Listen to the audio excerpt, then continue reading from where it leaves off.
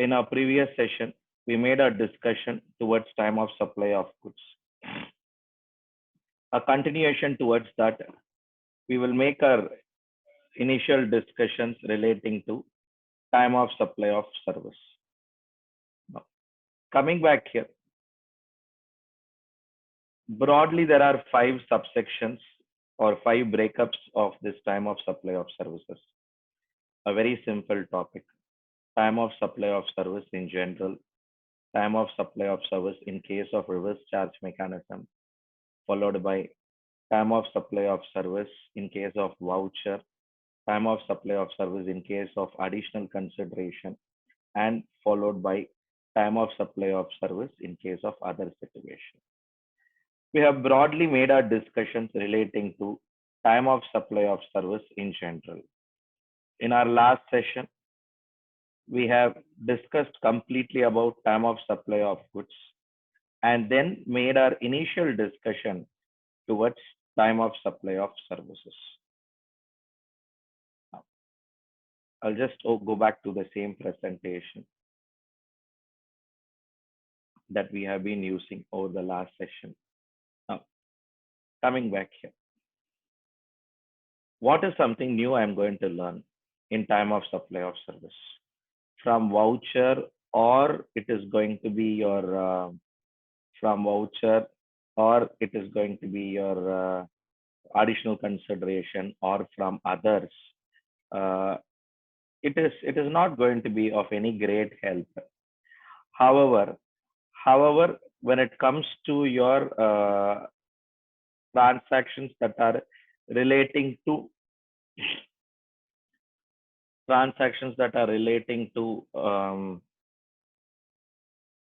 general and reverse charge, yes, there would be a very big differences. Come back to the initial table that we would have discussed or used over the last session. Same. When it comes to general and when it comes to time of supply of service in case of reverse charge mechanism, yes, we have some small points to consider. Yes, we have some small points to make a note of it. What are these points? We'll quickly make in the initial 30-40 minutes. We will discuss that. Close it with some more small points are there. Major point we have discussed. Additional one or two points are there. Maybe those points are not relevant from a goods perspective, but from a services perspective, those points are relevant. We will make that discussion first.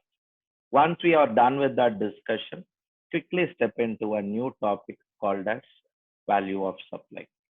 After 12 and 13, we will get into a topic called as value of supply. Now, coming back here, uh, getting into the time of supply of service in general.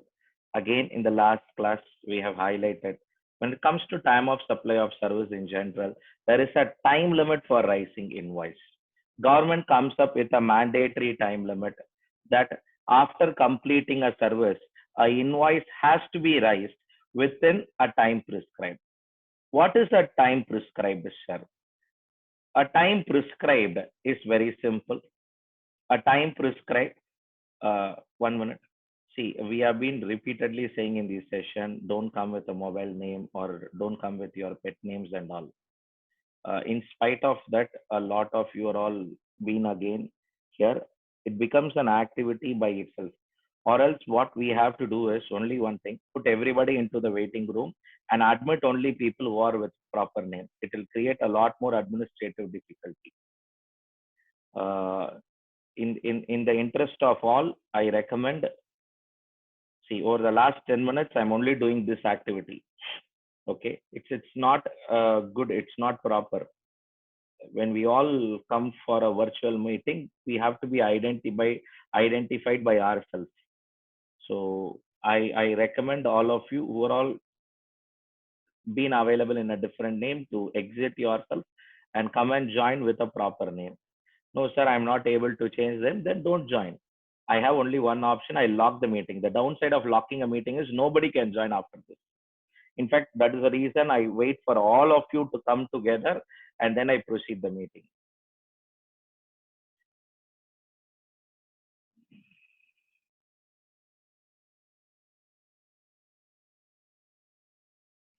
Now, Coming back here, as part of our discussions relating to your time of supply, the whole discussions or the whole aspects comes like this: time of supply of service in general, date of completion of service. From the date of completion of service, mandatorily, Section 31 mandates, mandatorily, invoice has to be raised within a time prescribed. What is the time prescribed?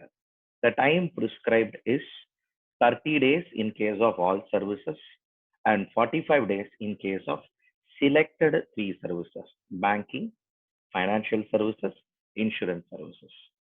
In these three cases alone, yes, the service, the invoice has to be raised within the time prescribed. So, point for us for a discussion here is, in case of banking and financial services, from the date of completion of service, invoice has to be raised within 45 days. If it is raised, then that day or the day in which you receive money, of these two, whichever is earlier, will become your time of supply of services. Similarly, in case of other than banking and financial services or all other services, invoice has to be raised within 30 days. If the invoice is raised within 30 days, if the answer for this is no, if the invoice is not raised within 30 days, then date of completion of service or date of receipt of payment, of these two, whichever is earlier, will become your time of supply. So the point here that we need to note down is, wherever cases, we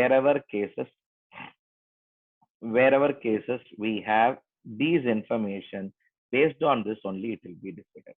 But very interesting to note, what would happen is, over a period of time, part payments will come into play.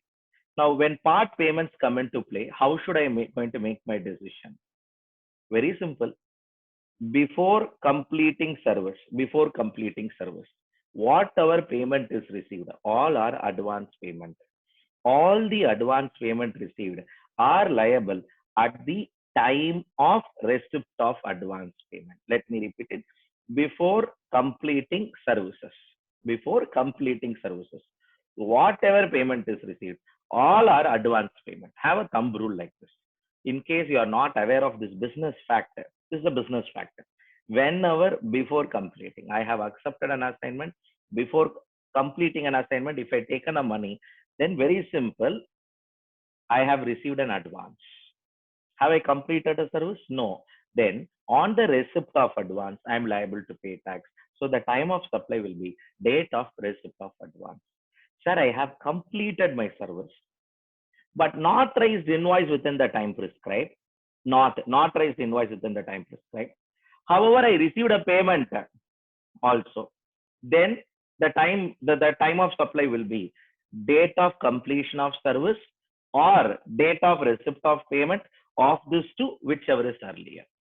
Sir, one portion of the money I received much early, one portion of the money I received much later. Very simple. The one portion that you received before completing service, that is liable on date of receipt of advance payment. You have to pay tax on month one when you receive that as advance. In month three only you are completing your service. In month three end only you are raising your invoice. In month four only you are receiving the balance payment. When you receive the balance payment, or when you receive the invoice, when you raise the invoice on month three or after completion, very simple. When you raise the invoice, you will raise the value of invoice, full invoice. But when it comes to payment of taxes, you will not pay full payment of taxes, because understand, on month one itself you partly paid the tax. Now only for the balance part you have to pay taxes. That is in terms of computation of payment of tax. But when it comes to your time of supply, the second limb will operate. Date of raising invoice or date of receipt of payment. Invoice is raised on month three. Payment is received on, balance payment is received on month four. Then to the extent of invoice raise, you are liable to pay tax on the time of supply. So the whole logic would operate like this. Only one point we have to learn something new here is, if you carefully appreciate the presentation. One minute, I'll go back to that topic. Okay. If you carefully see the presentation, there is a point to be noted down here.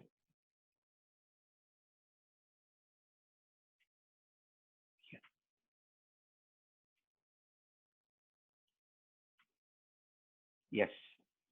If you carefully take up this presentation, all that I'm going to highlight to you, where payment of rupees, whenever the payment of rupees 1000 is received in advance, then the time of supply of goods or services is the time of supply of goods or service is the date of issue of invoice.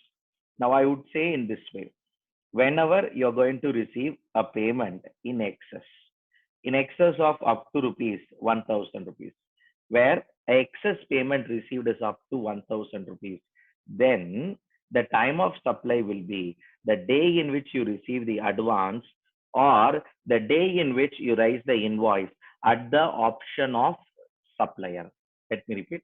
This option is given only up to rupees 1000. I'll give you a live example. Assume some of our father mother uses a postpaid bill, telecommunication facility. The bill comes for a value of rupees 1940. You had the opportunity to go to pay the bill. You went to the billing respective collection center where they collect payment for your broadband or telecommunication or whatever it might be. Now you went to the respective location and you're going to settle it only through a cash payment, not through a digital payment. So in case you're going to settle it through a cash payment, you went, paid 2,000 rupees, and in turn they say, no, we don't have a change for 60 rupees. Good. What you told is, any case that is our money only, any case that account is our account only, you credit my account to the extent fully. Very interesting to note. The mobile phone company, I'll rephrase it. The telecom company has billed you only for 1940 rupees. Whereas you made a payment of 2000 rupees. Your account is credited for 2000, which means technically you have made an excess payment of 60 rupees. Now look, before even completing a service, the telecom company gets rupees 60. See, for one number, 50, 60 rupees extra. For 10 lakh numbers, for 1 crore numbers, for 5 crore numbers, you multiply it. You multiply this business completely. Now come back to this whole discussion where payment, where payment is going to be received in excess up to rupees 1000 in advance. Let me repeat, where payment of rupees 1000 is received in excess or in advance, then time of supply of such service or goods will be date of receipt of advance or date of invoice at the option of supplier. Sir, there is another situation where I have made a payment of 25,000. Actually, my tax liability is only, or the value of bill is only 23,500. Let's take up, it is another services. In that services, that vendor has to pay only 23,500, whereas that vendor drafted a check or drawn a check for 25,000 and paid the other party. Now, can that other party who received, he raised the bill for 23,500, but in turn he receives back 25,000. He received an excess of 1,500. Can he use this option? The answer is no, he cannot use this option. This is a new learning that we are making it today. So as long as the bill that you raise and the money that you receive is one and the same, no issues. In case there is a difference between the bill that you raise and the money that you receive, that too, if it is going to be in excess, if it is going to be short, again, government does not bother about it. That's your problem who runs the business. In case if the person receives in excess, government comes out and says, in case the money received is in excess, Don't be bothered. Up to 1,000 rupees, we will not bother you. You receive in excess up to 1,000. You take a call. Next time, understanding is what? Next time, bill will come for a value less than 60 rupees. Yes or no? Next time when I'm going to pay, I will not pay 23,500. I will pay 22,000. The whole idea of the business, these are all continuous supply of services.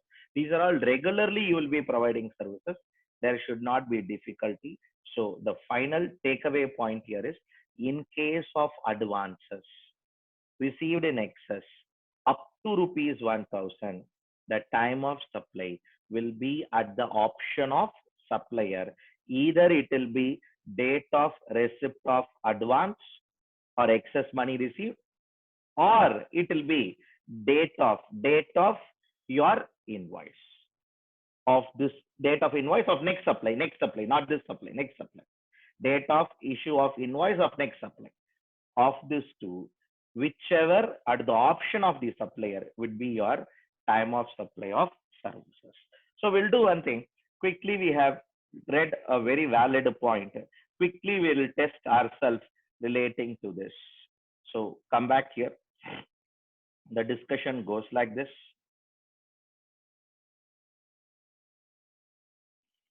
Yeah.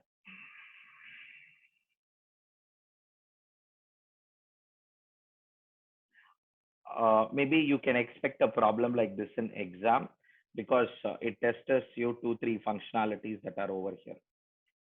Date of completion of service is 15/1/2020. Date of invoice is 10/2/2020 for rupees 1 lakh. Date of receipt of advance payment is, first advance payment was received for 75,000, and then the balance payment was received on uh,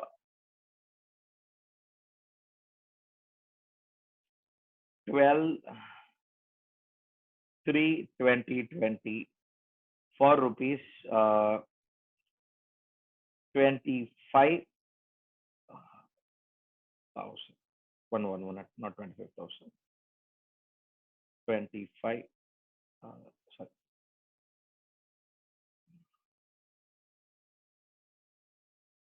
one minute.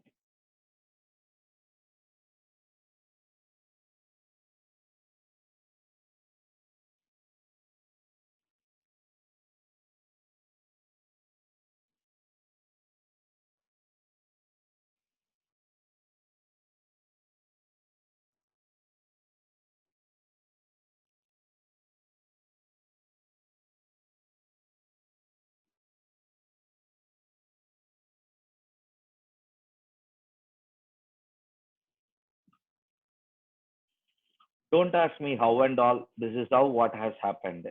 Now, my question to you is, what is going to be your time of supply? Now, exceptional discussion.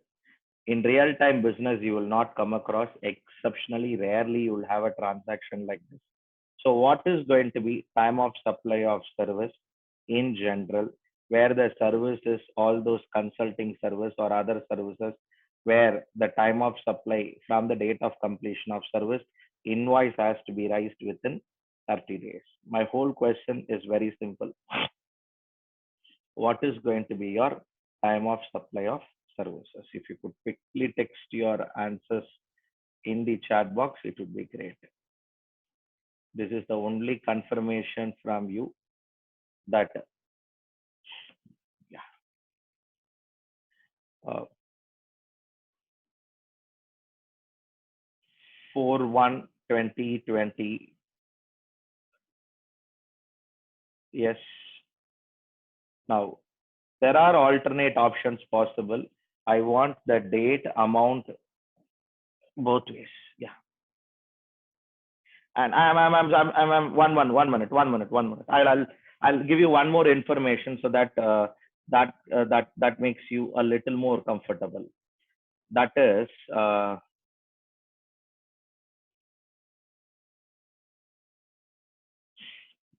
next bill or next invoice was issued on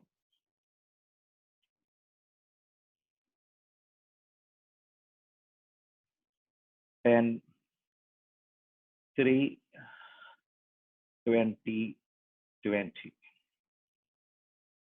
for rupees 1 lakh again. Yeah, go ahead. I'm clear. I'm very clear that there is an excess of 500 rupees. That excess is to test what we have discussed now. So the next invoice is raised on 10/3/2020. So come back here. What is going to be your time of supply? Uh, Initially, few of you answered it, but with this additional facts, I would recommend all of you to once again revisit this whole problem. With this additional facts, if you could able to revisit the whole problem, it would be great.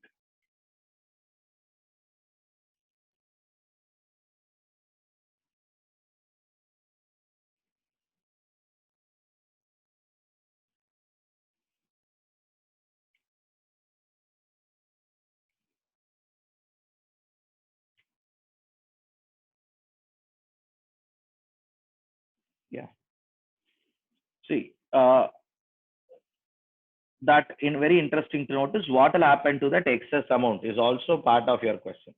Don't ignore the excess amount. Here, you will be asked to determine time of supply of service plus what will happen to that excess amount.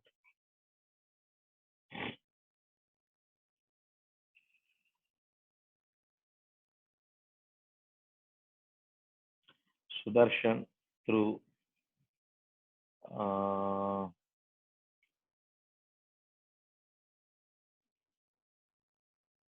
Malavika, you answered it originally, I believe. Or if you revise the answer this, maybe if you give your explanation, it will be great. Anand Vishwanathan through. But you saying optional, but optional when? When? What is that next tentative date? Or what is that you're going to do? That is what is important. Lavanya, your answer is right, first answer itself, but you can split it and give. Okay, let me repeat, you can split and give. Sneha, again, your answer is right, but you have to split and give as 74, 26, and 500. Three limbs you will discuss.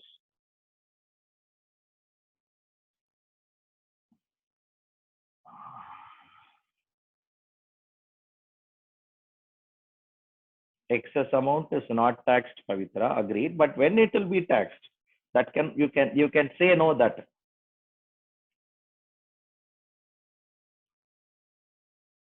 Quick, quick, quick.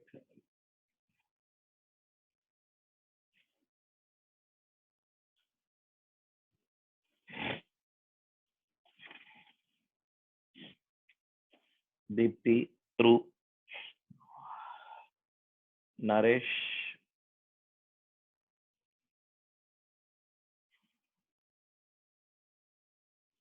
Naresh, a very complete answer. Good. Very, very complete answer.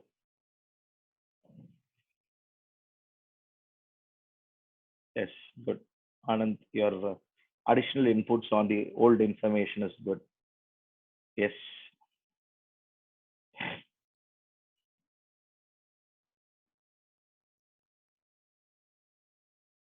Quick, quick.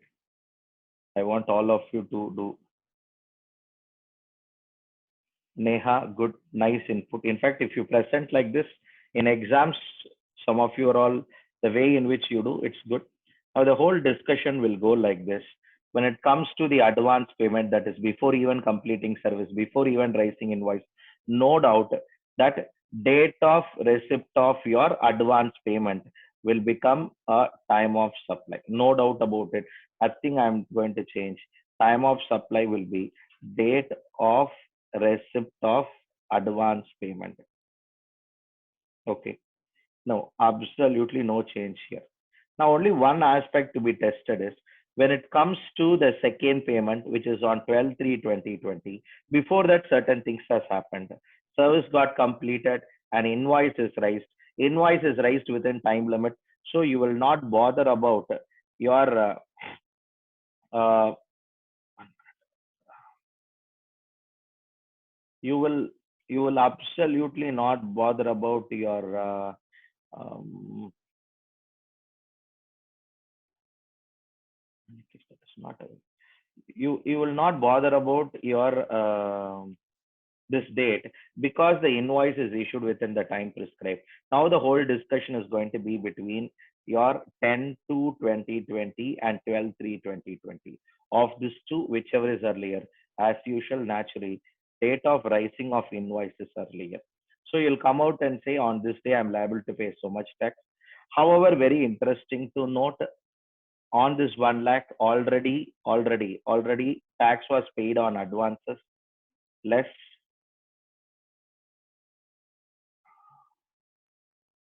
tax paid at the time of receipt of advance.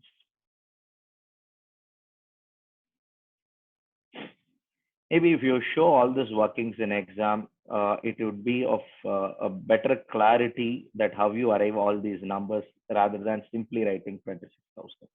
Now again, a new challenge crops up to you. Your invoice value or the tax that you're going to pay is going to be only 26,000. However, you have received money in fact you have received money beyond 26,000. You have received a money of 26,500. So now the option that comes up to you is two options. Option one, to leave everything as it is, and next invoice is 10/3. So the balance will be taxed. Balance 500 will be taxed along with the next invoice. So you can simply say the next invoice will handle the balance or excess of 5,000 to 26,500 they have received, and you have considered only 26,000. Excess 500 will be considered separately.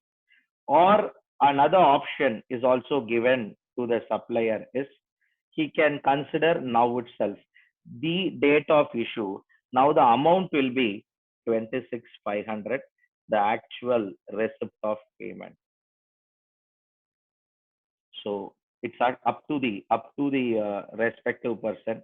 He can pay tax or he can treat for this 500 time of supply either on the date on which he received the payment. 26,500 was received on, sorry,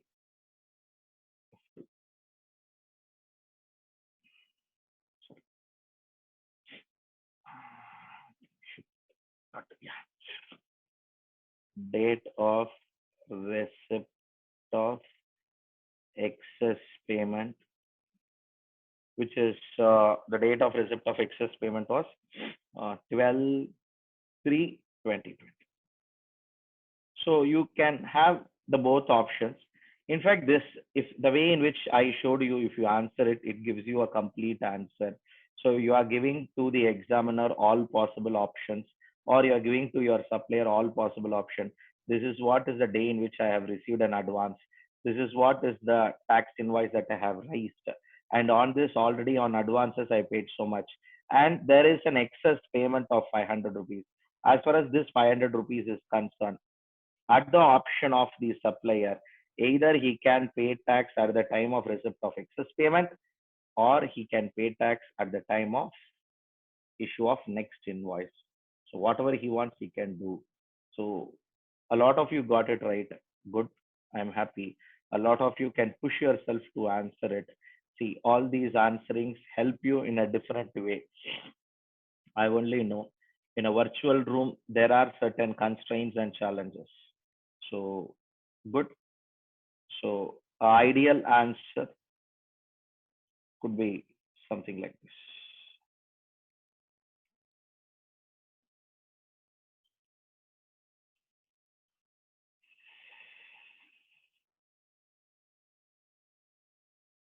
So, good. The point for us is if you're able to appreciate this, then yes, we can move forward towards the next part of our discussion relating to uh, time of supply in general.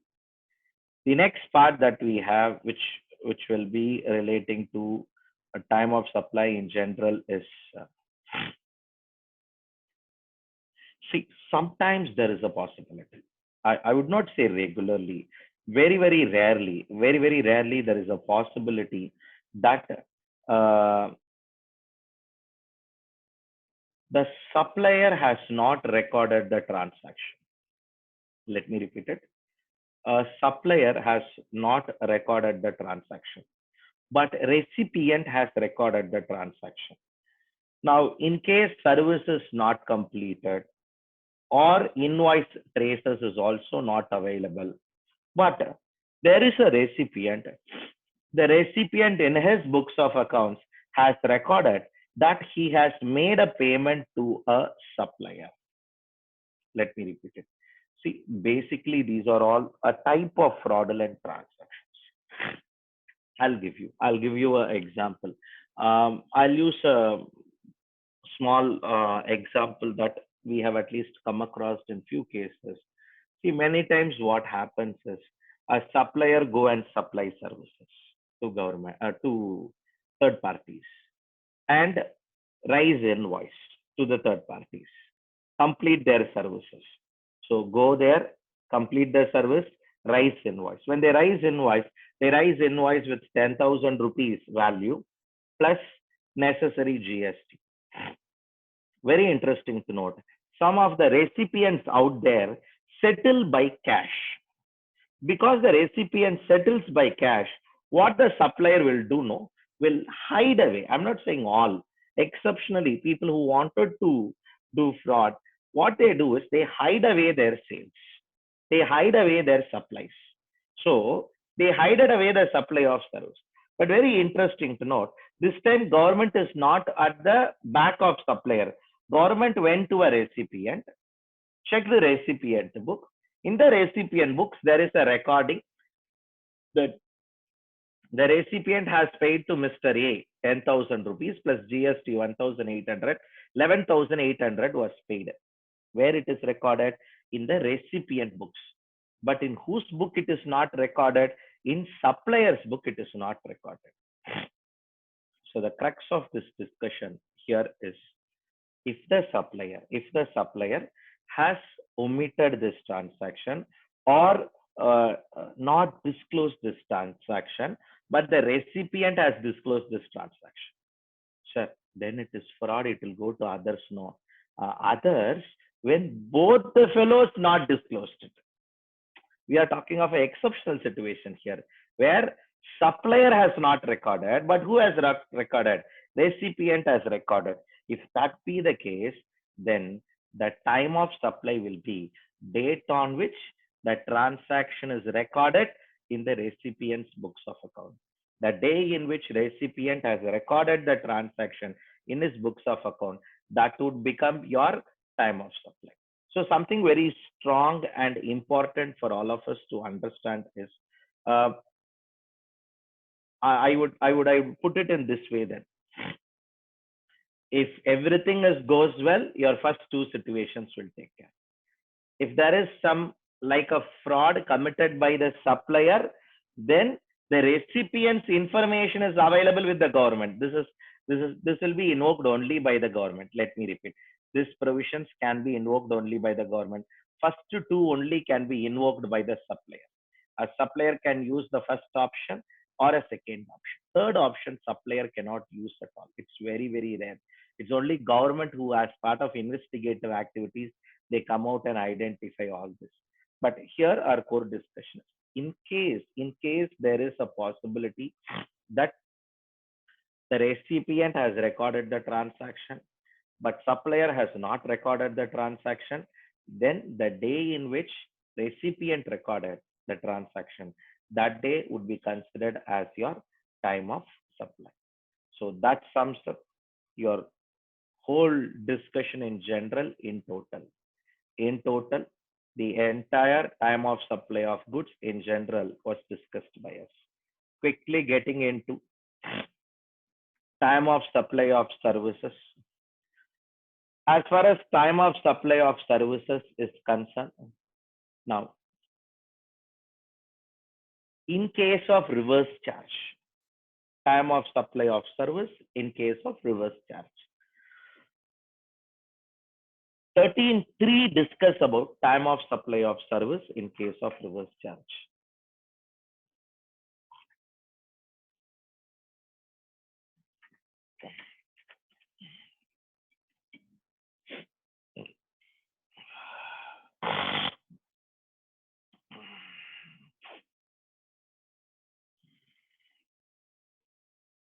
Time of supply of service in case of reverse charge. Um, in case of reverse charge mechanism, I'm sure we have discussed more than 30 odd different services where recipients are liable to pay tax. It could be a supplier of services advocate, but the recipient is a business entity. Then the recipient is liable to pay tax. It could be a GTA services where the supplier is a GTA, recipient is a factory, or recipient is a registered person. The recipient is liable to pay tax. Could be your arbitral tribunal, sponsorship services, director, transfer of development right, transfer of long-term lease, business correspondent, business facilitator, import of service, whatnot. In case of all these services, no doubt recipient is liable to pay tax. But when you ask a very big question, when recipient is liable, for that the answer would come like this. Date of payment to supplier or a date immediately following 60 days from date of invoice, whichever is earlier. A very simple understanding. In fact, in goods recollect, you had three entries: date of receipt of goods, date of payment to supplier of goods, and date immediately following 30 days from date of invoice. That is for goods. Here only two entries. There is no concept of date of receipt of service. Because there is no concept like that, we are deleting that line. So it is going to be between date of payment to supplier of service or date immediately following 60 days from the date of invoice. Date immediately following 60 days from date of invoice or date of payment to supplier of service. Of this two, whichever is earlier is going to be your time of supply of services. Sir, before even advocate issuing invoice, we have made a payment to him. Good. Your time of supply for reverse charges, date of that payment. Sir, advocate has issued the invoice, but we made the payment after 90 days because of some financial constraint. Advocate also accepted for that. Good. That is your commercial transaction between you and advocate. As far as law is concerned, from the date of invoice, maximum time allowed is 60 days. 61st day will become time of supply automatically. So point here for a discussion, always you will check this 2 days. Among that, you will decide your time of supply of services. Very interesting to note, in case of associated enterprise. What do we mean by a term called as associated enterprise? Understand in this way, one company outside India, another company in India, they are holding company and subsidiary company. Sir, can you give me an example? Why not? Barclays Inc. and Barclays Services India Private Limited. Both are associated enterprise. Google Inc. USA and Google India Private Limited. Both are associated enterprise. Pepsi Inc. and Pepsi Holdings India Private Limited. Both are associated enterprise. So just look out here. Nothing but one fellow is a holding company outside India. Another fellow is a subsidiary company in India. If you want to know more about associated enterprise, section 92 capital A of Income Tax Act describe about the term associated enterprise. Maybe come up to a next level, final level. You'll be learning that as part of your income tax discussions. At inter level, generally these discussions not applicable because a topic and an area called as international transaction is not applicable to you. Now, any case, point for our discussion is date of entry in the recipient book. Let me repeat it. In case of associated enterprise, you have a further condition. It is the date of entry in your books of accounts or date of payment of this two, whichever is earlier. Why? Because many time entry will be made first and then subsequently only what will happen? Your payment will happen. So if you carefully note, in all the other general cases, I will make an entry and I make payment 10 days later, 15 days later. The day in which I make payment, that would become time of supply. If both of us are going to be related and one of you going to be located outside India, so holding company, subsidiary company in India, this provision is not applicable. Let me repeat it. Be careful. When holding company, subsidiary company in India, this provision is not applicable. This provision is applicable if and only if one fellow outside India, one fellow in India. Then only, in fact, they are covered under 92A of your income tax. However, now very recently 92A got amended where it includes both domestic transactions also. But here at least a requirement is very, very clear. One fellow should be in outside India. So if Reliance Industries Limited provides some services to Reliance Jio Infocom Limited, both are holding company, subsidiary company. At that time, don't invoke 13.3. No, no. Why? Both of them are in India. We are talking of one fellow outside India and one fellow in India. In that case, date of entry in books of account or date of payment of these two, whichever is earlier, is going to be time of supply of services under reverse charge mechanism. Come on. Pepsi Inc. only gave Pepsi Holdings India to use the logo, to use the name. They will pay one royalty, import of service. Google Inc. only gave Google India Private Limited to do a right to do business on the facilities relating to Chrome. Again, there is a royalty payment between Google India Private Limited and Google Inc. You touch the company, you will make use of it. Google Barclays India Private Limited used a lot of technical know-how services of Barclays Inc.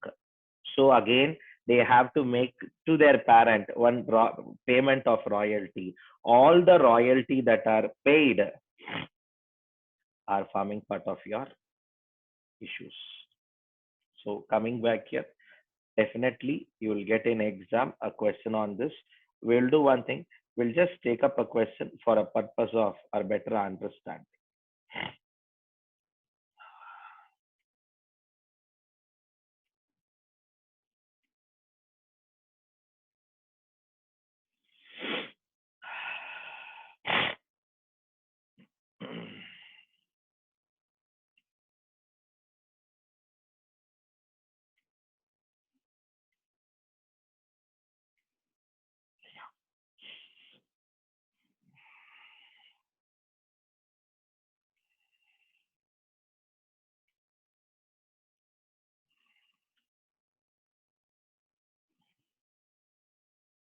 Date of invoice by supplier 16/4/2020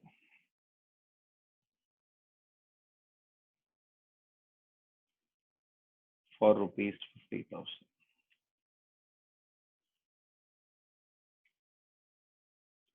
Followed by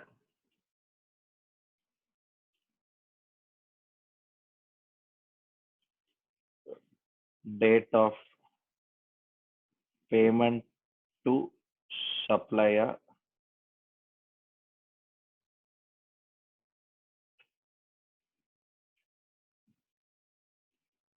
by recipient 18/5/2020.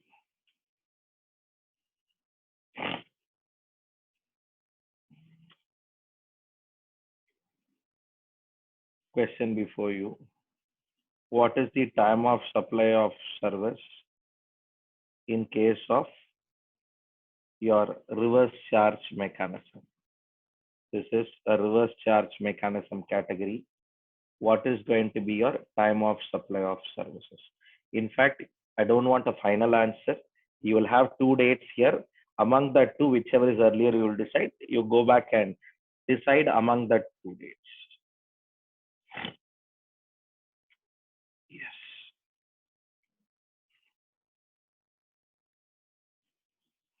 Sneha, check your answer. No hurry. This is time of supply of services in case of reverse charge mechanism. In case of reverse charge mechanism, uh, you will get guided by differently.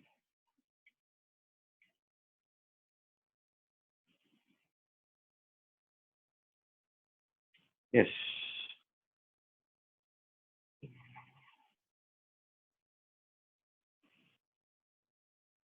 Gangadharan, Gayatri,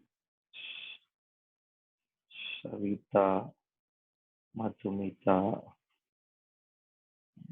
Sudarshan, Aishwarya, Sudarshan, Sudarshan, why 17/5? அன்னைக்கு என்ன நாள்? கிழமை ஏதாவது நல்லா இருக்கா?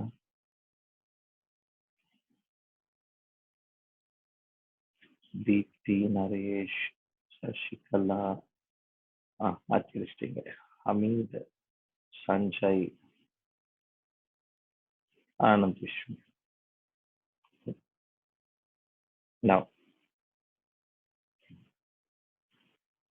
Anand, 15/6 or okay, 18/5. Okay, good, good. 15/6 or 18/5. Good. Of these two, whichever is earlier, that would be a complete answer. Good. Neha, Divya Mahalingam. Good, good.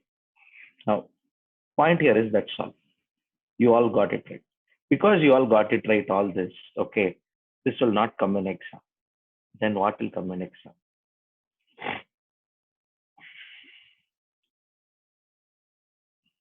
See, நமக்கு எது தெரியுமோ, நமக்கு எது ஈஸியா இருக்குமோ, அது என்னைக்குமே பரீட்சையில வராதுன்றதுல ரொம்ப கிளியரா இருங்க.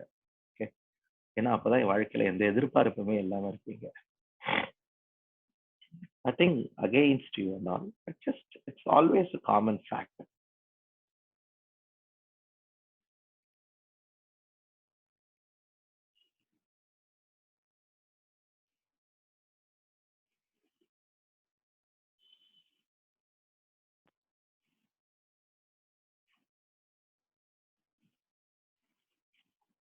Very interesting to note. One part payment was made prior to invoice, then invoice is issued by supplier, and another part payment is done after invoice. You need to decide your time of supply of services in case of reverse charge mechanism provided by this advocate. So, what is going to be your time of supply in this fact? Fact is tweaked a little, that's all. Nothing great. If we are done with it, we'll go to the last situation where worst, that's what is possible in exam. Maximum, that would be your situation. That would what would be worst possible.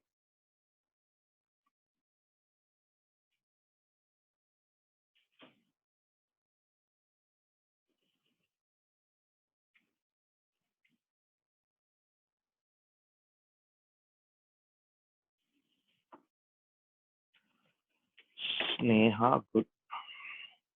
Deepti, good. Abhijit, check your answer. No hurry.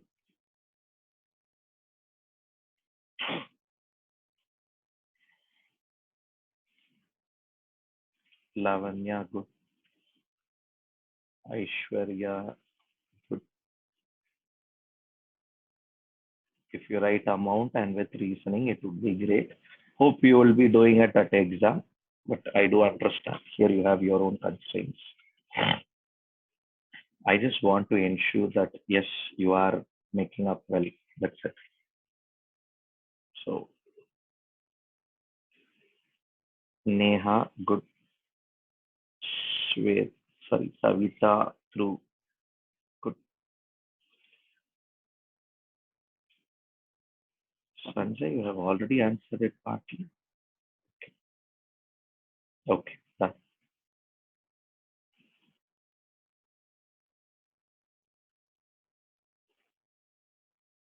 Naresh, good.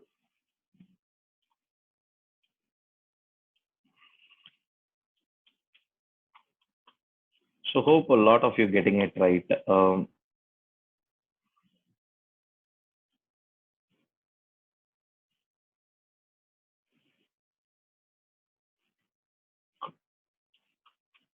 Good, Divya. Madhumita, correct. Sudarshan, correct. I'll again tweak this problem a little. I'll retain the same facts so that the last part of this proviso we can test it. Uh, where nothing great has happened, the payment was made on 18/8/2020. That's it. So 18/8/2020, now the payment is being made. What would be your time of supply? So that's all will happen. That's all will happen. Next up, Narendal will not make big change. Small change they'll make the existing question. Maybe existing question is worded as A limited. Now we will change it as R limited or B limited, whatever be it. So hope Gangadharan and Sudarshan, you answered it for the old problem. New problem facts are changing. Hello.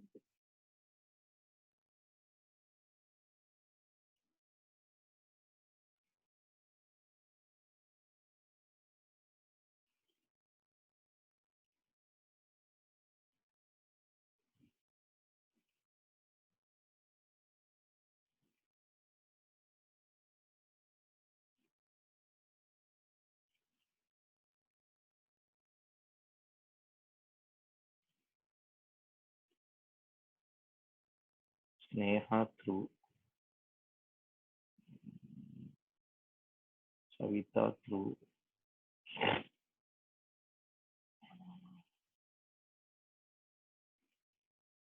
See, 60 days you calculate including your invoice. 61st day. I think a lot of you are all finding it difficult there only. You all know, I know you all know it is 61st day. But again, somehow some mistake is happening again and again there. See, when 16/4/2020 is going to be date of invoice, 61st day. So all that I need to identify is 60 days. It is April. So it is left with only 14 days. May, 31 days. I don't think so. I have reached the 60 days. I left with only 45 days. 15. 61st day will be your 15/6/2020. Your 15/6/2020 will be the 61st day. 60 days date immediately following 60 days from date of invoice. So it will be 15. It will not be 16, which means you will have clear 61 days in hand. That is what we are saying again. 31st day, 61st day. That's the easiest way. If you happen to see through some of those materials, if you happen to see through your other discussions, you will be comfortably able to land this. So this becomes your answer. Hope all of you are all getting it right. Absolutely nothing great about it. So if you are done with this, a lot of you getting it right, it will be 15/6/2020. So because the payment is made on 18/8, you will not consider this date. You will not consider this date. 12/3/2020 will be considered because that is the date of payment in advance. And after 12/3/2020, but this payment, 25,000, will be taxed on 16/6. That is the last day, 61st day from date of invoice. Sorry. 61st, 15/6/2020. Yes. So that sums up our discussions relating to your points on reverse charge mechanism. One general discussion, be it reverse charge mechanism, be it goods, services, general, date of payment, we have been using this term very frequently. Actually, what is date of payment? A doubt came. The day in which you receive the check, the day in which money it is credited into your account, the day in which you pay the check, give the check, or the day in which your account is debited, which will be treated as your date of payment. See, I'm now defining the date of payment within it. Date of payment is what? Date of receiving or issuing check. You discuss from both perspective. Forward charge, reverse charge. Reverse charge means issuing. Forward charge means receiving. Date of receiving or issuing, or date of credit or debit. If you are going to receive, your account is credited, or if you are going to pay, debited. What is date of payment? Just your idea. Your idea. What is date of payment? Date of payment. Do I need to take the day in which I gave the check? Do I need to take the day in which it got credited into my account? Sorry, debited into my account. Do I, the day in which I receive the check I should consider, or the day in which my account is credited I should consider? I'll have all data. I'll have all data with me. Yes. Now, very interesting to note. You can see it from the presentation also. It is available in many places. Of this two, whichever is earlier, that's all. WWE, WW, okay. WE, whichever is earlier, okay. Not WWE, no, no. This is WEE, whichever is earlier, okay. So whichever is earlier will be your time of, date of payment. You can come across this point in many places. I have never pressed it much because I thought it is very elementary for you to understand. In case if you want to make a sizable note of it, come back here. Earlier of entry in books or credit in the bank accounts. Of these two, earlier. Earlier of entry in books or credit. Entry in books means the day in which you receive the check. Credit in the bank account means the day in which money credited into your bank account. Of these two, whichever is earlier. Okay. So similarly, date of payment for RCM. Date of entry in the books or date of debit in the bank account. Of these two, whichever is earlier. That's understandable. Nothing great about it. Sir, I want a problem based on that. Why not? Come on, take. Why not a problem on that? If you do a problem, again, you'll get more comfortable in it. That's nothing great. Maybe we'll take up a problem like this, which is, yeah,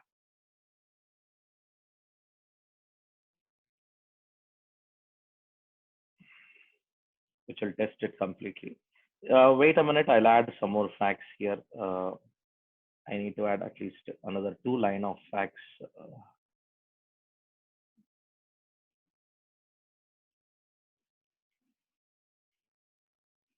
Now, date of payment by the supplier to recipient. This date of payment by the supplier to recipient. However, date of debit, date of debit of above payment.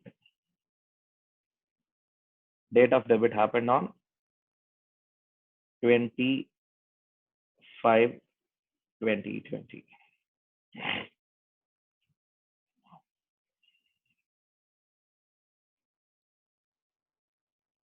Date of issue of check of below payment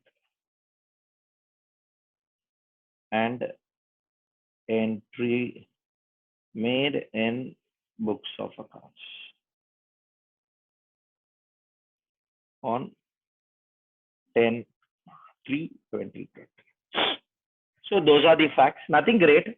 You have been given with additional information that the date of debit of this payment happens on 25/2020.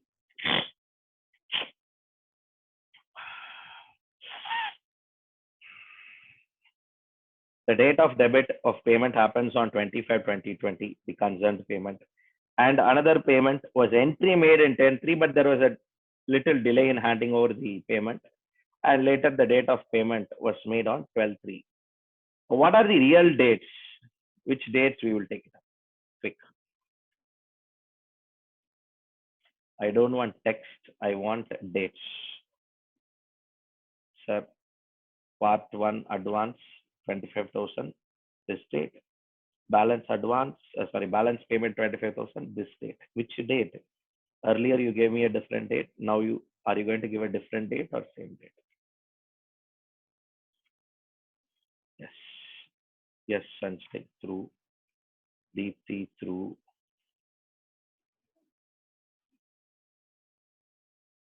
Pranav partly right, Sneha partly right, Aishwarya through.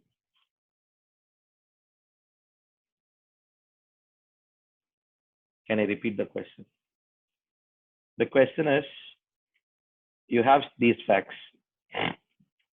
The date of debit of above payment in bank account happened on. This is a case of a reverse charge mechanism where along with the payment details, along with the date of payment details, some extra information is given just to test you on some other ground. When the check is issued, when the payment is credited in the bank account, sorry, payment is debited in the bank account, all that other information is also given. You are asked to determine the time of supply. So what change will make? 1 or 2 days of differences it will make. Neha through.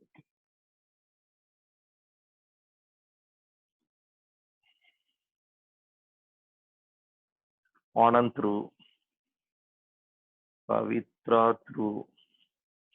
Malavika through. Yes.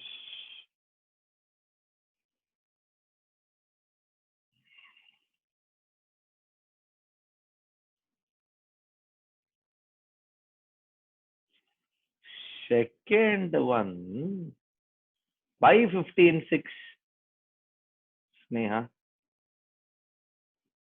Second one, why 15/6? I don't understand. I'm sorry. All are within the time. I don't know, Sneha, why you identified 15/6, that is 61st day. I don't know why. Here, the whole issue is earlier problem, you will find the answer as 12/3 and 18/5. That was your answer for your earlier problem. Here it is no more 12/3. It is 10/3 and 18/5. The day in which you make an entry, that day time of supply. And again, the day in which your payment is made, that is the check is issued, but not the actual date of debit. That's all. I give you extra information. In my view, these are all little elementary and easy from an exam perspective. If it comes, sir, see, it might come, it might not come, I'm not sure. But if it comes, I can only share you only one thing. That paper is the easiest paper under earth. Kindly ensure you write that paper well. Now, come back over here. In case of voucher, if the supply is identified, if the supply is identified, uh, date of issue of voucher. In case if the supply is not identified, date of redemption of voucher. Sir, we discussed this in goods. Yeah, same. If you identified the supply of service, then date of issue of voucher is time of supply. If you have not identified your supply of service, date of redemption is your supply of service. So date of issue of voucher and date of redemption of voucher. That would decide your time of supply of service. Moving forward. In case of additional consideration, as usual, uh, date on which date on which supplier receives such additional value. Uh, Let me repeat it. In case of additional consideration, date on which supplier receives such additional value would be your time of supply. So whenever the date of receipt of additional consideration, whenever you receive the consideration, that would become your time of supply. In case of others, as usual, the due date for periodical return or the date of payment of tax. Those 2 days, one date will become time of supply. Others, as usual, it will be used only for fraudulent cases. In service industry also, they will do fraud, sir. Every industry, they will do fraud. Fellow decided to do fraud, he will do fraud. I'll get repeated of a very famous artist song, okay? Or I'll rephrase it. This is a song, very, very famous song sung by TMS. திருடனாய் பார்த்து திருண்டா விட்டால் திருட்டை ஒழிக்க முடியாது அப்படின்றதாரு. The மாதிரி what that gentleman wise man said is right. You cannot do anything about it. what you can do, it is he who decided that I will do fraud. You can only say that I will not do it and I'll stay away from it. The fellows do, let him do. That's all. He'll let him go to hell. Now, any case, see, come on, in a digital environment, digital technology, the facilities available. Gone are those days. 1980, people did fraud differently. Very hard to identify. Of course, today's fraud style is also different. I'm not denying that fact, but it's up to him. Let him decide his funeral. Um, Let me caution you people who are all pursuing your CA, CA inter exams. This topic, change in rate of tax topic, section 14, is not applicable for you to your exam. Let me repeat it. Because if you carefully scan through your chapters relating to uh, time of supply, this topic is not applicable. This topic is omitted from your discussions.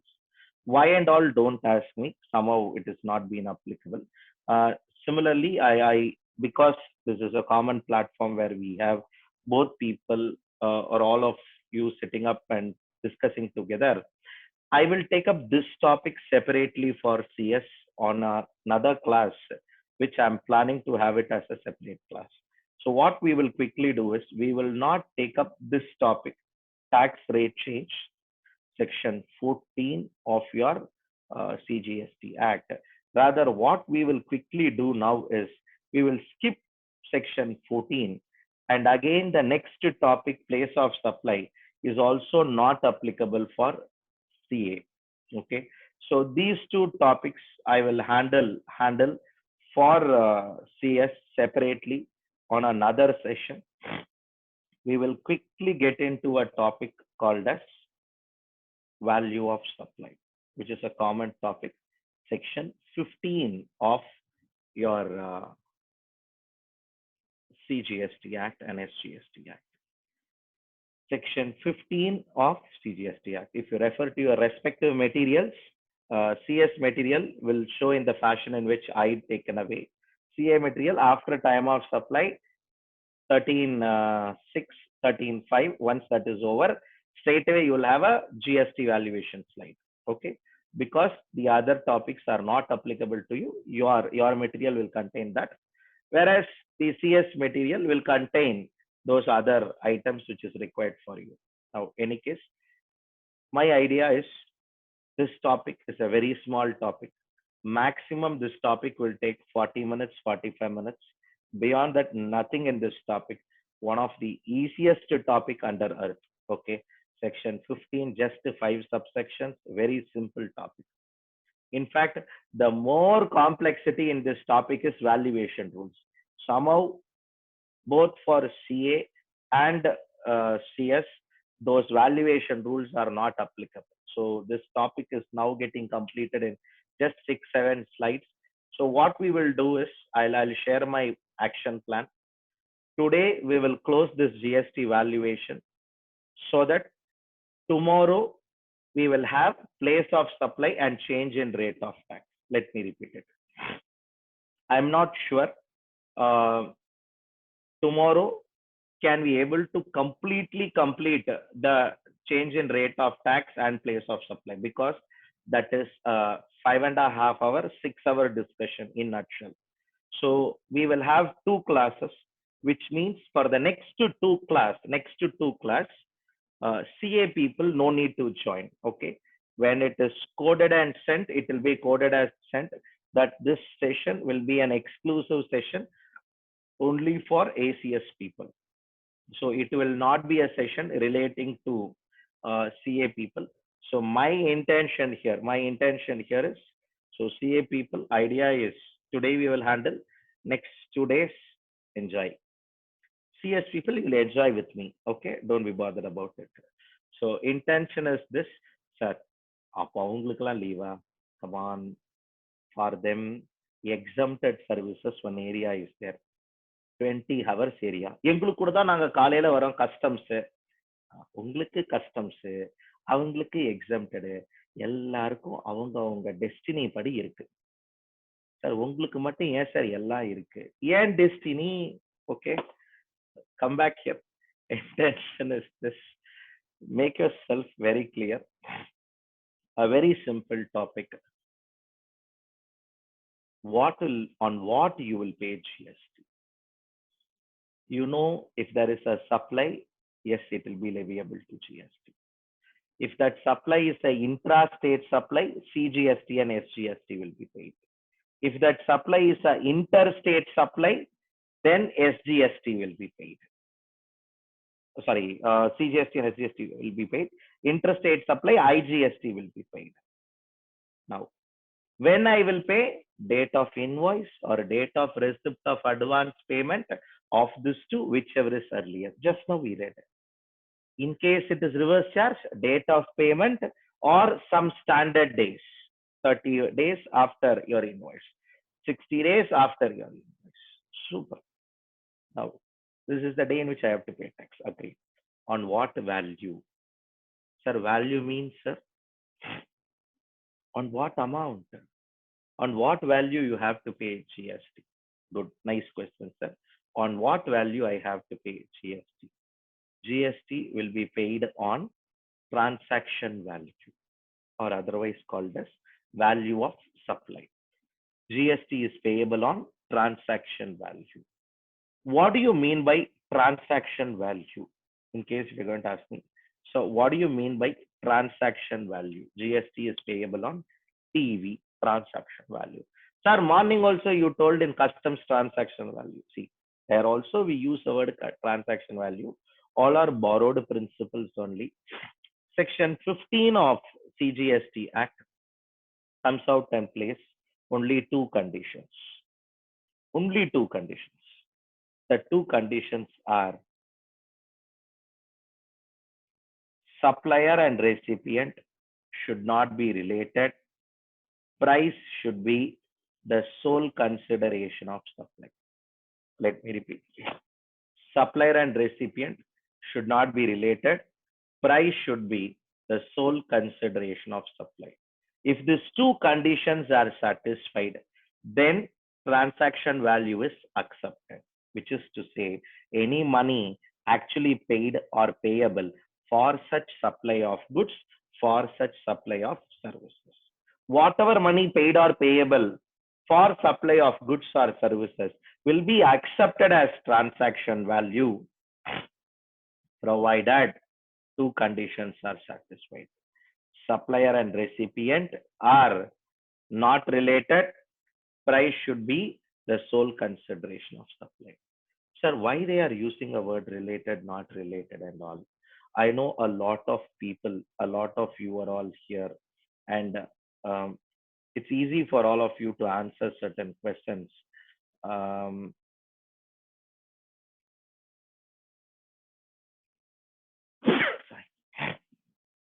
I'll begin my question in this way. My questions all begin in this format only. Assume for a moment that you are going to be a person who is manufacturing a product called as chair. You're going to be a person who is manufacturing a product called as chair. Now, points for our discussion is, you are manufacturing a product called as chair. When you are manufacturing a product called as chair, the cost of manufacturing the product, let's say 200 rupees. Cost of manufacturing the product, 200 rupees. Followed by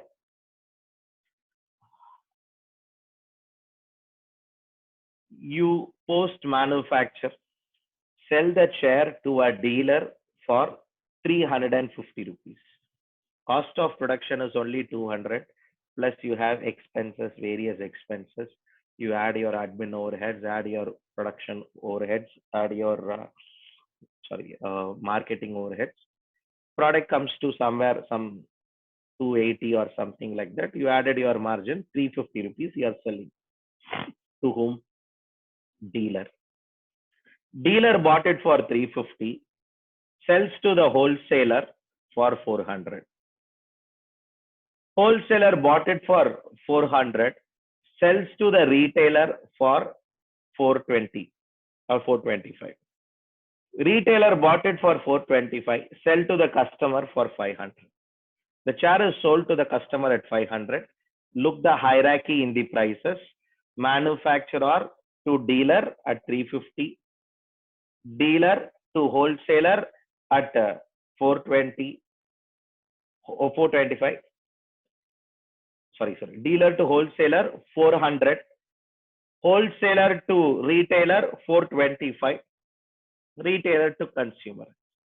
So the point that I want to drive home here is very simple.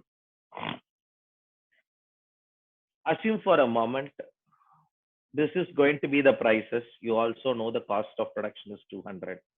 Be honest to yourself. You are a manufacturer of a chair. You're going to sell to your father the chair. What price you will sell? Answers on your chat box. Be honest to yourself. What price you will sell?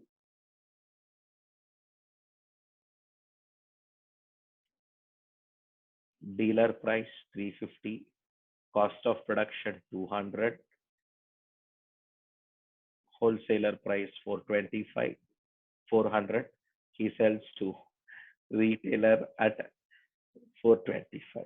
First answer is an amazing answer. Unbelievable answer. Okay. Okay. Anand, Neha, I appreciate your attachment for your Gayatri. I appreciate your attachment for your fathers. Okay. And now I wish and pray you will be like that. Aishwarya joining the club. Okay. Sir, what is speciality of these answers, sir? They are all unanimously saying we will supply at free of cost, sir. Okay. Good. Now the point here is why you supplied at free of cost. Think that moment. Leave everything here. Relationship will influence price. Universal law. Not yesterday, today we started. If it is a non-corporate relationship, then non-corporate relationship, it will be son, father, this, that, mother, etc., etc. But it's going to be corporate relationship, then what? Common directors, common company, joint company, associate company, holding company, subsidiary company. End of the day, relationship will influence price. There is no second thought about it. Always relationship will influence price. You cannot. No, sir. Come on. This is a time tested principle. Not yesterday, today they came up and gave this principle. That is why government is very clear. Relationship, if buyer and seller are related, we will not accept that price. We will not accept the price in the invoice as transaction value. Think for a moment. You went outside of your house, went to the nearest grocery shop, purchased the product. He gives a bill for 200 rupees. 200 rupees government accepts as transaction value because you and that shopkeeper are two independent people and you are not related. No, sir, we are related. Then the 200 is not accepted as transaction value by the government. Matter. So the first condition is that. And a second condition will not happen regularly, but happens rarely in business. Money is not the sole consideration. Price is not the sole consideration. What do you mean by price is not the sole consideration, sir?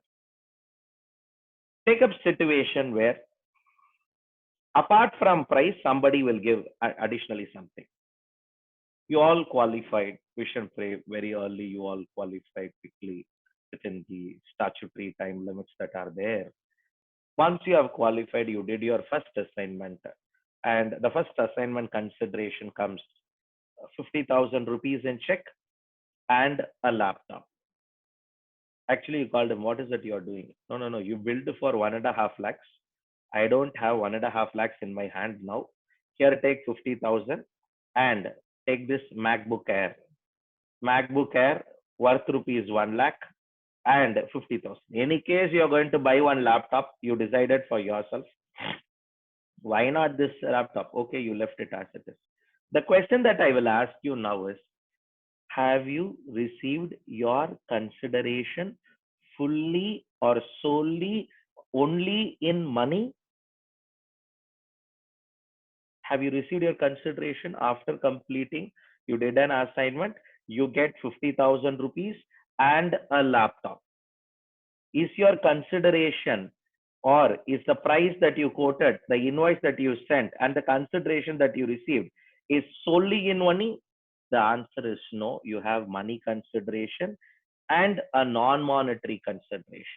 A monetary plus non-monetary. Sorry, government will not accept it. Government identified money as a medium of exchange.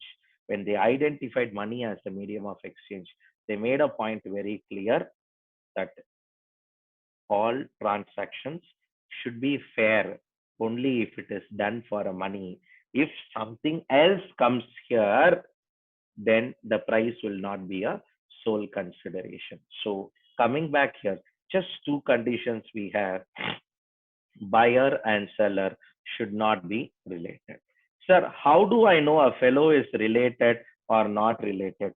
Recollected, you saw this slide already itself when we discussed schedule 1 transaction. Recollect, that related person and this related person are same person. Sir, distinct persons are no? Yes, same, verbatim same. Related person obviously includes your distinct person. Intention is very simple. They are officer directors of each other business. They are legally recognized partner. They are employer employee. They are holding company, subsidiary company. They are jointly controlled by a company. They jointly control a company. One person hold more than 25% of equity stake on another person. They are members of same family, or they are sole distributors, sole consortiums, sole agents. Very simple. All these people are called as related people. If A Limited sell goods to R Limited, where R Limited is a holding company, A Limited is a subsidiary company, sorry, transaction value, conditions not satisfied. A Limited sells to Q Limited. A Limited and Q Limited are independent, sir. Good. First condition satisfied. Supplier and recipient not related. Sir, what is the next condition? The next condition is price should be the sole consideration of say. Q Limited paid 5 lakhs. Q Limited paid 5 lakhs.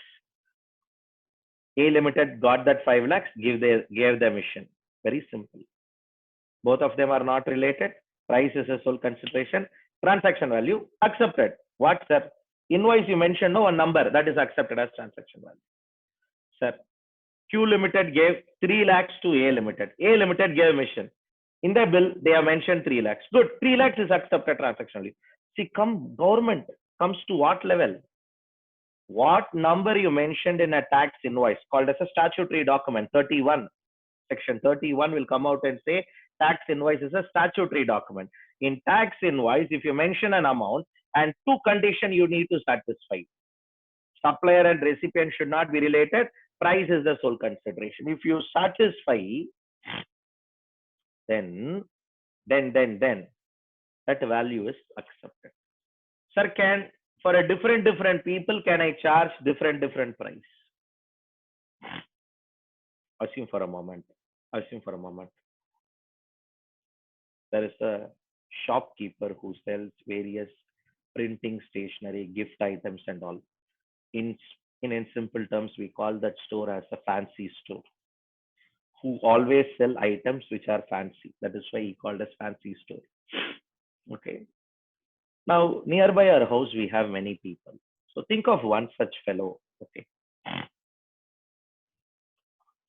You walked and went to the gift shop, the fancy shop, identified a particular gift. It was a little attractive. And any case, you have a friend's birthday tomorrow. So you decided to procure that gift and give it to your friend. You inquired about that gift. He told 250 rupees. He kept it with below the display table. You saw that, you admired about the gift, but the challenge that you had was your pocket, your pocket money savings was only 200 rupees. That 50 rupees was the hindrance there. You have decided not to bother others. So you have been negotiating with him. Will you be able to give it at 200? He comes, saw you, looked the interest in your eyes, and then decided and told, no, nothing doing. No, no, no, no, no. நான் எவ்வளவு நாளா உங்கள்ட்ட கடையில வாங்கின்னு இருக்கேன். You started coming up with your negotiating skills. At last he looks and says, 225 kadasi price. Again, it hits your pocket money. So you had, okay, let me buy next time. You left the goods there. Once you left the shop, another fellow stepped in at that moment, parked his pulsar, get down from the pulsar, gets into the shop, saw this gift, little attractive. He asked, let me repeat, he asked, what is the price of the gift? What the shopkeeper would have answered? Yes. What the shopkeeper would have answered? What price he would have charged? What price he would have told? I want all of you to think in this time. Quick. What price he would have told? Good Naresh, 350, 400 or 500, 350. Good. Nice. You all more than 250. That's nice answer, Divya Mahalingam. Now the question is this. That fellow he also saw 5-10 minutes.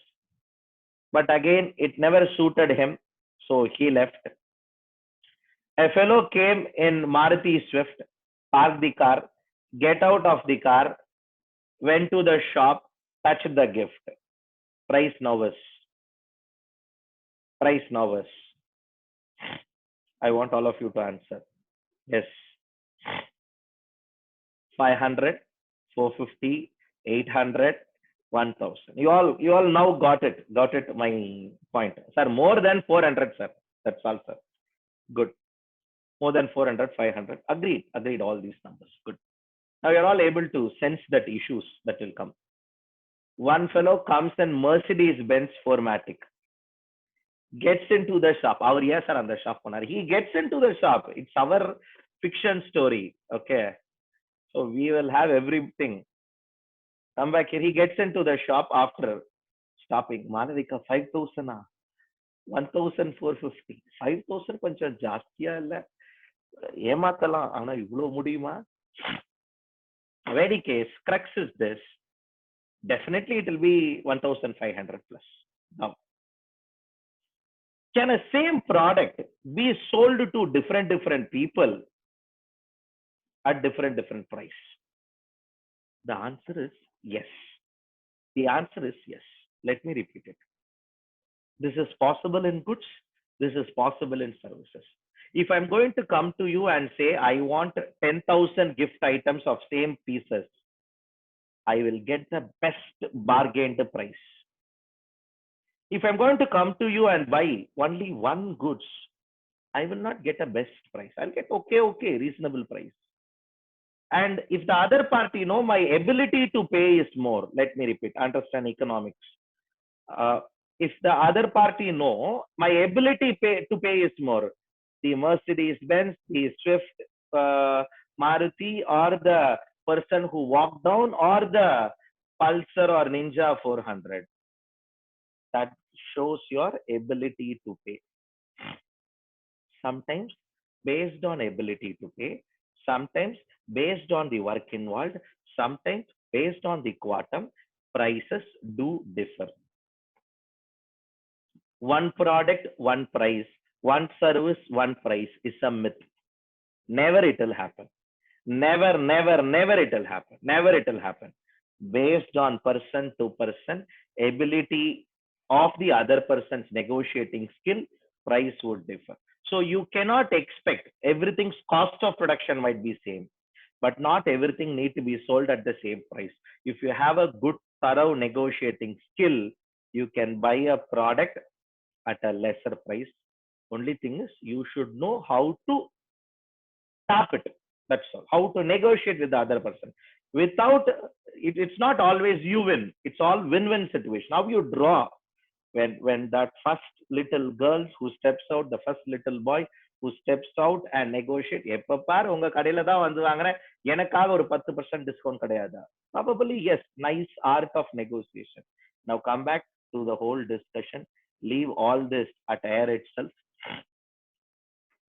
Our discussion here is nowhere it is told price has to be same, price has to be common, price has to be like this. Nowhere it is told. Any money paid or payable will be accepted as transaction value. Any money paid or payable will be accepted as transaction value. But very interesting to note, very interesting to note here is those money paid or payable should satisfy two conditions to be treated as transaction value. Supplier and recipient should not be related. Price should be the sole consideration of supply. If these two conditions are satisfied, then yes, every transaction would be accepted as transaction value. I'll do one thing. I'll now take you through towards certain unique situations that are there in the businesses. You now decide whether transaction value should be accepted or not accepted on all these situations. It is the case of A Limited. All these 4-5 cases are cases of A Limited. A Limited is a supplier in missions. He is a supplier of machinery. He is a very great supplier in manufacturing machines, a good fellow who's been into business over the last 30-40 years. But very interesting to note, he has varieties of customers. To start with, A Limited is now approached by a company called as B Limited. Now, B Limited came out and inquired with A Limited, can you supply a mission?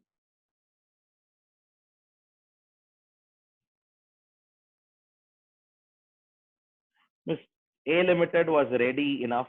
A Limited accept the order. Yes, we will supply the mission on the terms. There are some terms and conditions. On the terms, 30 days payment. Payment will be made in 30 days. Just within 30 days, after supply of goods, within 30 days, payment will be made. So within 30 days, payment will be made. 1 minute. Within 30 days, payment will be made. And delivery at factory gate. Goods will be delivered at factory gate. Those are the terms. These are all commercial terms. Sometimes do they get discussed. Delivery at factory gate. So terms were discussed. At the factory gate, machine will be delivered. Now, where price of machine was fixed at rupees 5 lakhs. This fellow asked, hey, B Limited asked, why 5 lakhs? For which A Limited explains. A Limited costing was very transparent. Why he was surviving all along is because of his transparent costing. He said, my direct material will cost rupees 3 lakhs. My direct labor will cost rupees 1 lakh. So material will cost rupees 3 lakh. Labor will cost him 1 lakh. And my direct expenses will cost about 0.25 lakhs. And balance I have overheads and contribution. Overheads and contribution of another 0.75 lakhs. In costing, you will not call it as profit, you will call it as contribution. So coming back here, this fellow summed up everything. So 3, 4, 5 lakhs sounds logical. The B Limited paid the money as accepted. And A Limited supplied the machine. Question before you, will transaction value will be accepted? Transaction value will be accepted or transaction value will be not accepted. So if you want from once again to review everything,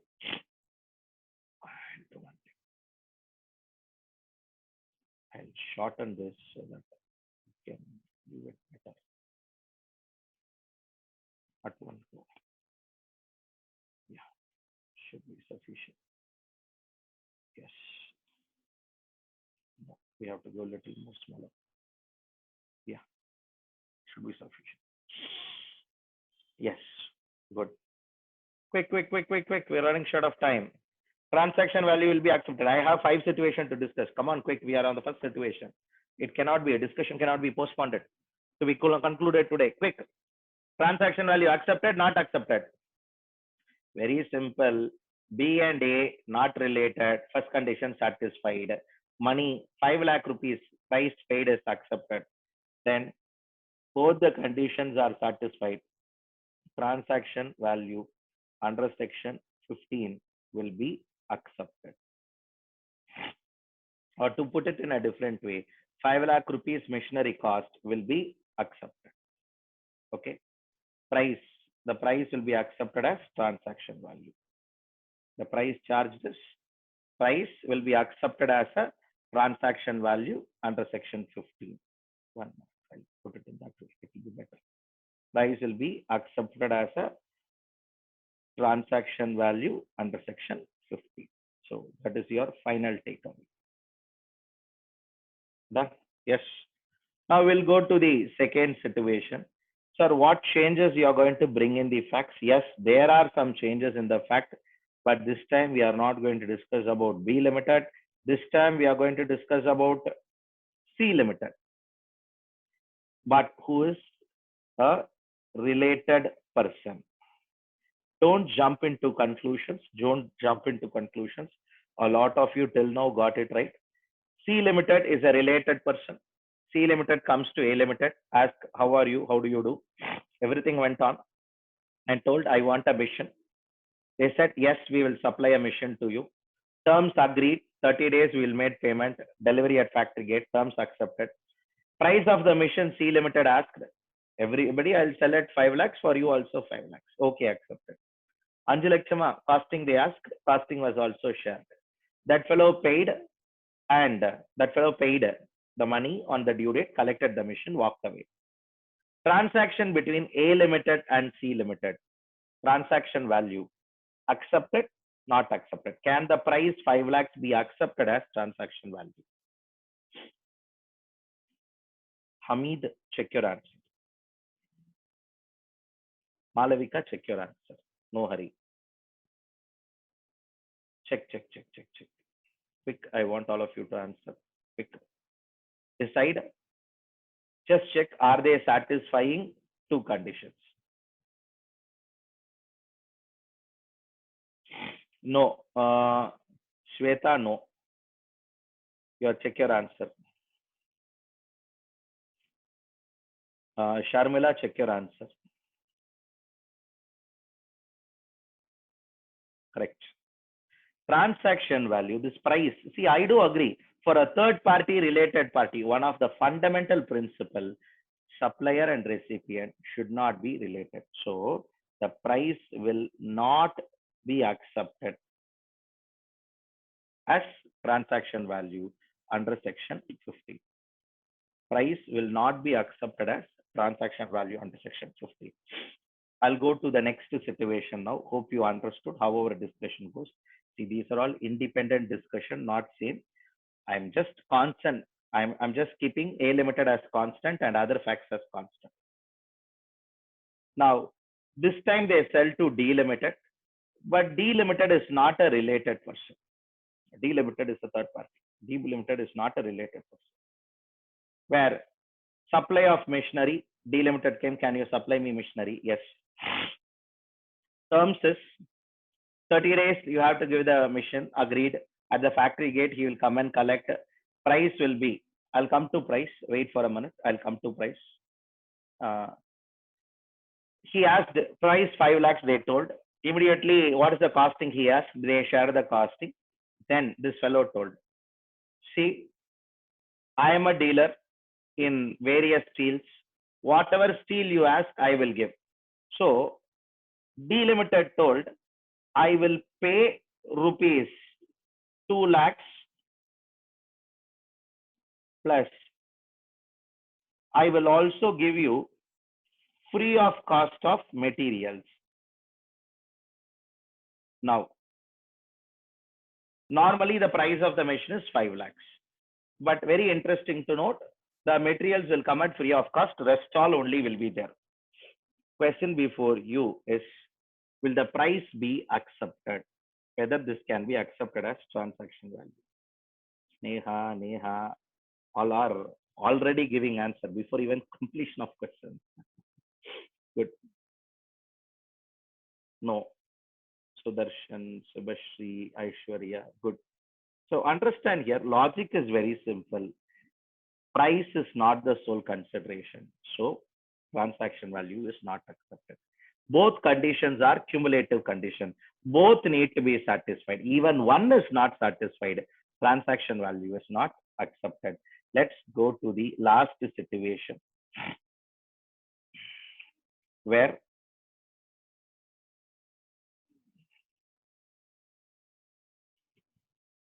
it is the case of E Limited, a related person,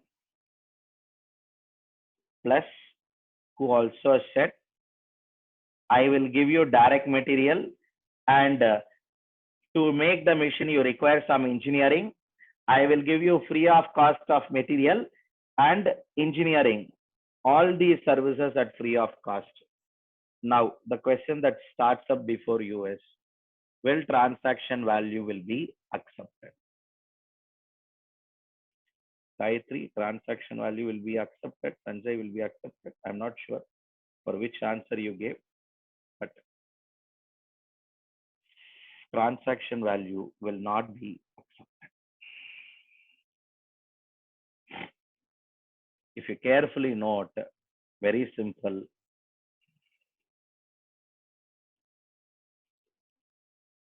To ensure that a transaction value to be accepted, it has to satisfy all these conditions.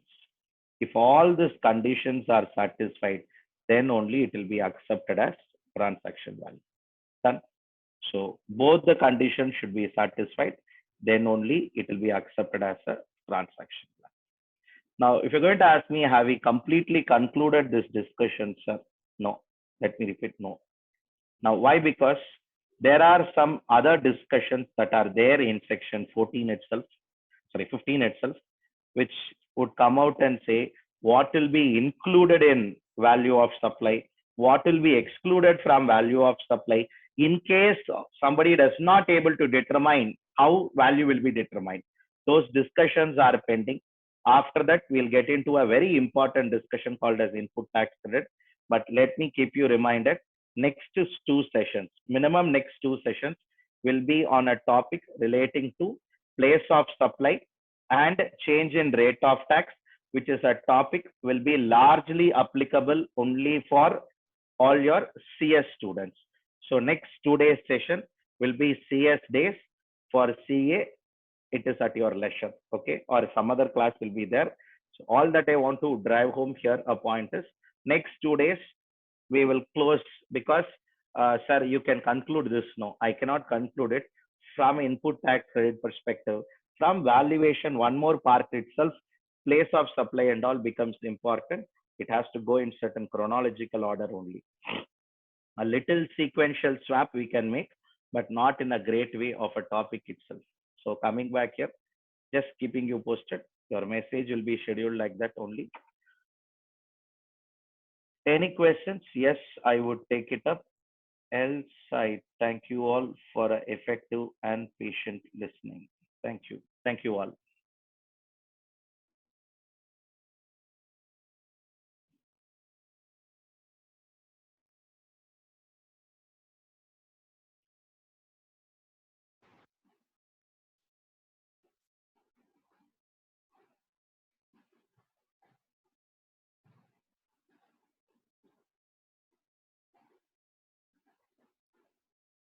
So can you hear me? Yeah, yes. Sir, in time of supply of voucher, can you give example for? You have a particular shop voucher in your hand. Don't look from your perspective. Look from the company which issue the voucher. It is a shopper stop voucher. So shopper stop gives the voucher to somebody when someone comes and asks for a gift voucher, they issue the voucher to somebody. At the time of giving the voucher, shopper stop says any product of this shop can be purchased. Means supply is not identified. The day in which the holder of the voucher comes and redeems, on that day it will be liable to GST. To the contrary, when the voucher is sold, they say it can be redeemed only against the garment. Then at the time of giving the voucher itself, it is only for garment. It can be redeemed only against the garment. So at the time of giving the voucher, it will be taxed. So at the time of redemption, it will not be taxed. That is how the understanding will go. So then both goods and service are both similar in Goods that voucher. in the voucher, I don't understand the question. In voucher, both goods and services both are similar. Similar means I don't. Identified and not identified. Ah, services also, there can be a service identified, service not identified. Can you give example for service, sir? Any example for a service? I give you a right to use some passes of a particular hotel. You can use any services of that hotel. You can use the restaurant, you can use the banquet hall, you can use the swimming pool, you can use the gymnasium, you can stay in the hotel. All are liable at different rate of tax. Not all the rate of tax is the same. So that could be. It's not against the particular right to use. It is common. In a service industry, voucher concept is very rare. Voucher concept is a very common feature in a goods industry.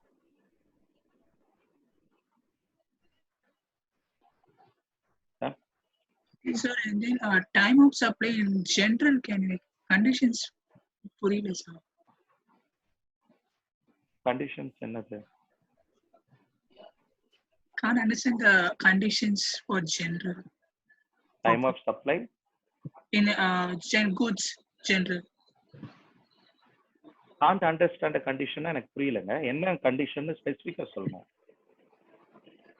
So that one goods receipts at the time of payment. இல்ல எனக்கு புரியல. Time of supply of service in? So the date of issue of invoice by supplier or last date on which invoice is required to be issued. Time of supply of goods general. Oh, yes, sir. That is, you have a statutory time limit for issuing invoices. At the time of removal, you have to issue the invoice. That is the last day to issue invoice. நீங்க எப்பெல்லாம் goods உங்க ஃபேக்டரியில இருந்து sale பண்றதுக்காக remove பண்றீங்களோ அப்பெல்லாம் invoice அடிக்கணும். அதுதான் உங்க ஸ்டாச்சுட்டரி டைம் லிமிட். அந்த டைம் லிமிட் இல்ல date of receipt of payment. Okay, sir. Thank you, sir.